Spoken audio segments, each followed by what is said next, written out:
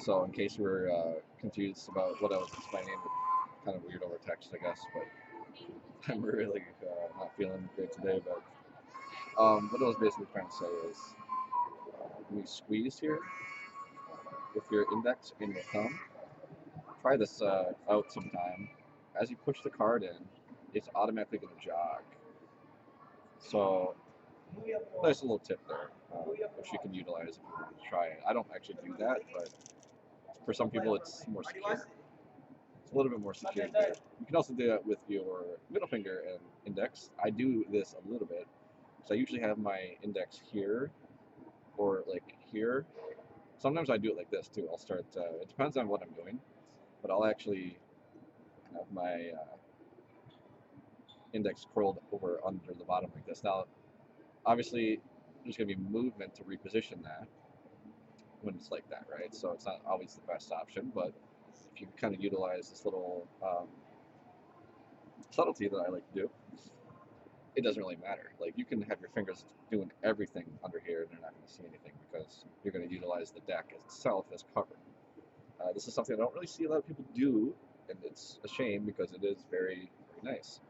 So instead of like tilting the deck up like this, and then coming through like this, and then doing the palm here, you know, you can see a little flutter there.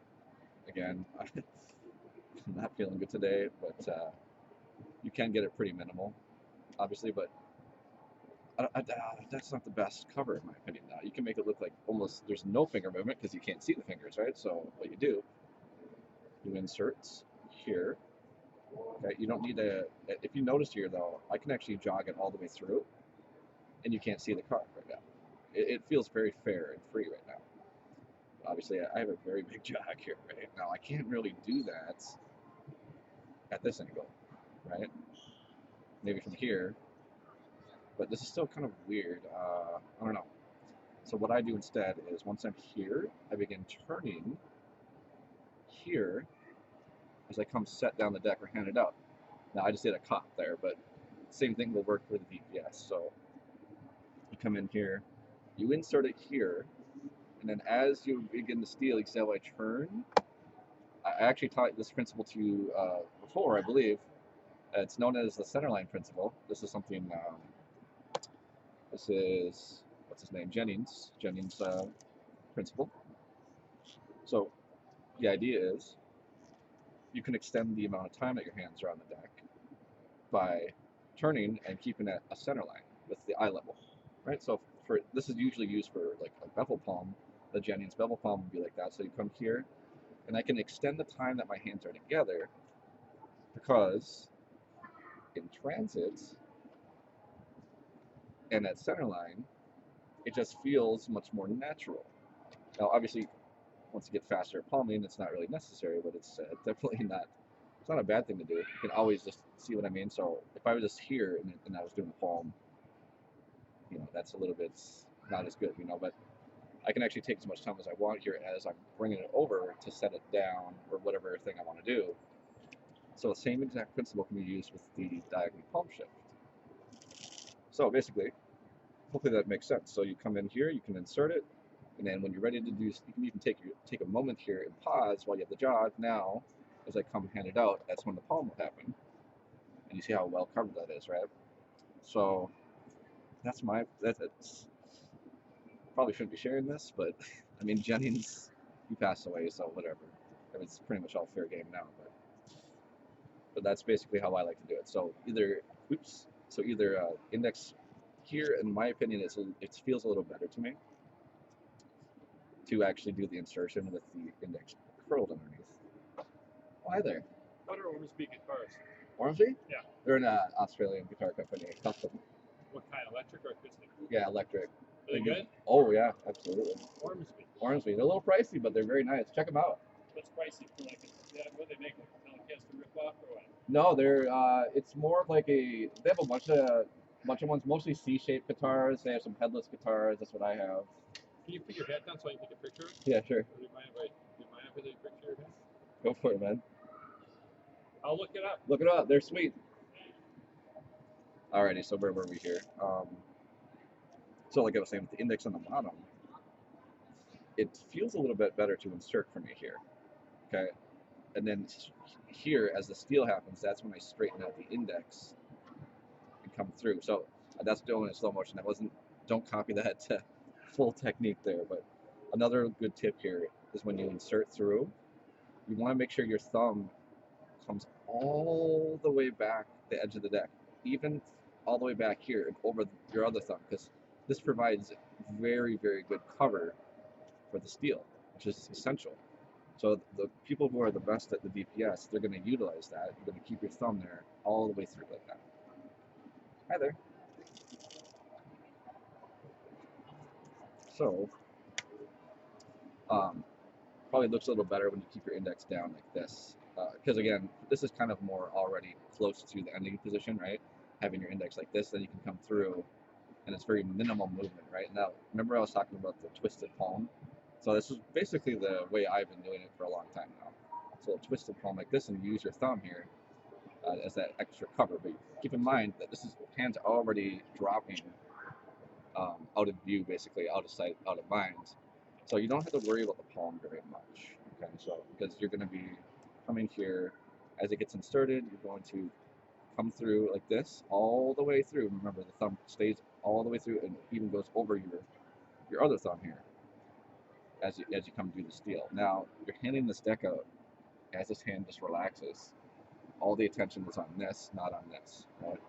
You can see I'm doing this palm here, and it's fine. Whatever. I don't even know what I'm doing right now. I'm so tired. It's a long night last night. So one other thing. What else did I want to say? I'm like giving away too much stuff here. Hopefully I'm not overloading you. So try the squeeze thing here. Try the squeeze, like however you hold it. Maybe you hold it like this. Maybe you hold it like this. I generally do it with the thumb tucked under, like this. So I kind of squeeze with the middle finger thumb. And the same thing will happen. It'll automatically jog when you do that. So nice little thing you can try if you want. And then for as far as the insertion goes, if you don't want to use that squeeze principle, you know how John Hugard and what's his name, they love those squeeze principles. You know, you can find that in ECT. But how I like to insert the card is a little different. I don't necessarily use that subtlety, like I said earlier. It's like a little bit maybe. But what I do is I put my pinky on the edge of the card here. Okay, so this is the position. See how my pinky's just here? Now that allows me to pivot that card a little bit pivot it into an angle like that, you know what I mean? And like I was saying before with the brief, you can have this giant brief like this, but look, as soon as it goes in, the thumb covers that brief. Okay, so there's no worries here about using a massive brief. Like I could even do it like, I'll show you an example, like do an extreme one like that. Okay, now obviously you don't want to do with that extreme, but I'm showing you an example that it can be pretty substantial. You can come all the way out here like this, but that thumb immediately meets it there at the corner as it comes through, and you can hide that brief. So I noticed that you were having a little bit of issues getting that insertion to happen smoothly. So the speed of the insertion needs to be pretty much matched, if that makes sense. It doesn't have to be perfect, but you know what I mean. So as it slides in, there should be that retention of vision, right? So that visual retention is important. So you see the speed, you see the rhythm kind of matches the insertion, right? So I would just sit there and I would just practice this action as much as you can of just getting it inserted diagonally so you get the angle jog. So just keep practicing that until you can insert it and it will just go in that kind of a speed, if that makes sense. So I think that's basically everything. But yeah, you can try that if you want with the, make sure that you always have your index on top, like this, index up here, and then you're going to also keep pressure. I'm giving you way too much crap right now, so you're probably not going to remember half this, but if you follow along, maybe you'll remember. So as soon as it goes in, you're actually bending the deck upwards like this, because that's going to hide the discrepancy here along the edge of the deck. Okay, so that it won't look like there's any discrepancy there. See how I'm bending the deck slightly? Okay. Now from the other side, it might get a little bit, but since you're angling your hands kind of this way more times with the DPS, that's not really seen. So as it comes through, you pivot it out here. And again, I can use the deck here as cover. Boom. But this hand would already be down, going to my pocket by that point. So I'm sitting down right now, so obviously I can't fully show you what it would look like. But that's basically it, man. Hopefully I'm not overloading again too much. So it comes in, slides all the way through here. Now you're going to continue the thumb all the way back through here because this is going to give you cover again for this little edge here. All right, and that's the palm. So look at this weird palm. This is how I do it. Yeah, people do it differently. You know, you can get into full palm if you want to. It's more comfortable for you, but you don't have to. You can kind of cheat the palm here with this little twisted palm. And I use the twisted palm for a lot of other stuff too. For like, if I want to do some card manipulation, I kind of have a, well, this wasn't a very twisted palm, but it is more twisted. This allows you to get these corners like this more easily for like card manip stuff. You know, if you want to produce a card, something like that. So the twisted palm is kind of a helpful little thing. It can apply to other palms as well, but definitely good for the DPS. So try that out, bro. Some of those things. Again, I'm constantly switching between this grip and this grip. It just depends on what's more comfortable for you. But I feel like the higher grip, like even like this, for the insertion is fine. So you come in here. This is a little bit more unnatural in my opinion, but that's also an option. So you can have it in the hand like this, right? I think this is how Daniel Madison does it. He's got a pretty good DPS. You come in here and then it slides through, but you see I get that flutter, a little bit of finger flutter when I do it. So I use the deck as a cover. I come here as it's about to come through. That's when I come hand it out, and it covers everything. There's nothing to see. There's no finger flutter. Or if I put it in like this, you can see my entire fingers. You can see everything here. Okay, a little flutter there. And I used to be better. I honestly used to be a lot better at the DPS until I figured out that you don't have to make it so hard on yourself. You don't have to do like worry so much about that finger movement there. Once you learn centerline principle and some other things like that, using the deck as cover, all that fun stuff. So hopefully that's helpful, bro. Hopefully I'm not hopefully I'm not overloading. So I'm just going to quickly recap everything I talked about, just so you can kind of mentally note it. So one, you can obviously squeeze the edges here together, and they'll auto jog the card. You can try putting your pinky finger on the corner here. It's a very subtle thing, and then you're going to have your other fingers kind of here. It doesn't really matter. I wouldn't recommend having your finger here and pushing it in. That's very awkward to control. What you really want to do is try to get the middle finger right here on the edge, and then pinky finger's just there, and it slides in here. And then remember to keep your thumb all the way through. You don't let go. It's like I see a lot of people, they go like this. Okay, it doesn't look as good. It's also very bad form. So try to make sure that you keep that thumb on the edge all the way back through like this.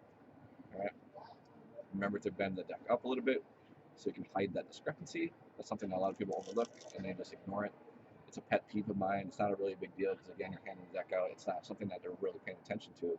But on video and in terms of refinement, that's an important thing to try to pay attention to. So again, for that, all you need to do is when the card's inserted, as soon as the brief is caught by thumb, that's when you begin kind of giving this bend like this, right? Now again, my index uncurls here as it pivots out. I'm pivoting out here, and that's when I begin to turn my body slightly as I hand the deck out. This hand would already be dropping to my side since I'm sitting down. I can't really show that right now. Right, so those are the main points there. So you can use the pinky to help stabilize the angle there as you push in, and you get yourself a nice old brief there. Thumb matches right here. You can actually have it match before it comes in, so you can catch it. So there's another tip actually. Sorry. Have the deck.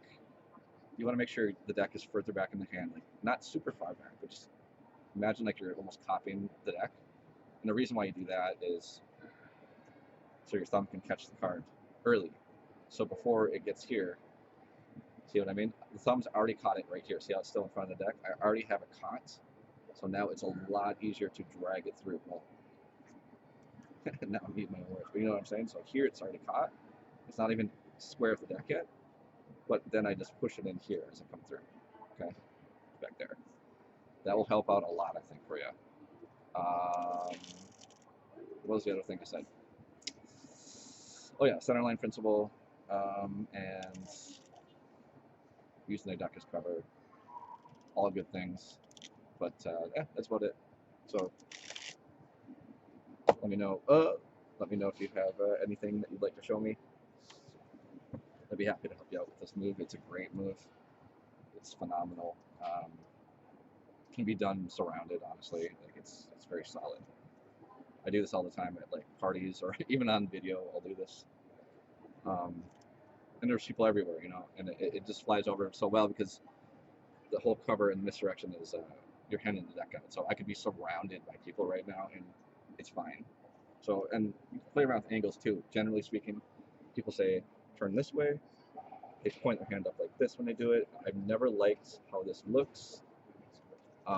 Also, I have more flutter that way, seems like, but you can even do a DPS turn this way if you get the angles correct here. See what I mean? So there's not necessarily, it's not necessarily that angle sensitive. Once you stop aiming the deck up like this, just try to keep it in a relaxed, how you normally hold the deck, kind of, you know, like here, I can even do the DPS right here, and it's fine. So just keep that in mind. Don't be obsessed with the angles. It's more about the misdirection. So when you do the DPS, the entire point of the move, how it was designed, what it's for, what it's meant for, and this is something that 90% of people do wrong. So do the DPS, and they'll keep the deck in their hand like this, and then do something stupid. You know, that's not what the move is designed for. The entire cover of the move is handing the deck out. That's literally the entire cover. That's what makes the move possible. So what I do is I just practice setting the deck. I just practice setting the deck down on the table. So that's how the move is designed. So the hand comes forwards and sets the deck down. That's the cover for the move. So boom, comes here. This hand starts sliding forwards as you come set it down. That's how you should do the move.